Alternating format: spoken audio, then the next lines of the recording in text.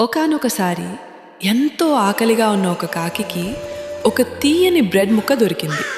కాకి ఎంతో ఆనందంతో ఆ బ్రెడ్ ముక్కను తిందామని ఒక చెట్టు మీదకు వచ్చి వాలింది.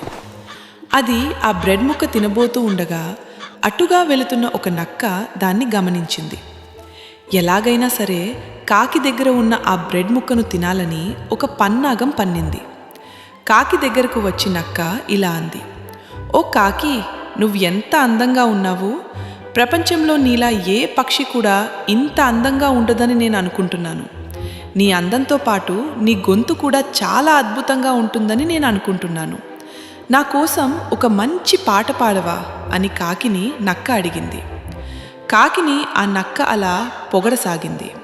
ఇంకేముంది, ఆ నక్క మాటలను నమ్మిన కాకి తనను అలా పొగిడేసరికి ఎంతో ఆనందంతో పొంగిపోయింది. ఆలోచించకుండా నోరు తెరిచి పాట పాడబోయింది. వెంటనే దాని నోట్లో ఉన్న బ్రెడ్ ముక్క కింద పడింది. కింద పడిన బ్రెడ్ ముక్కను నక్క తన నోటితో కరుచుకొని వెళ్ళిపోయింది. తను చేసిన పొరపాటును గ్రహించి కాకి అక్కడి నుంచి బాధతో వెళ్ళిపోయింది.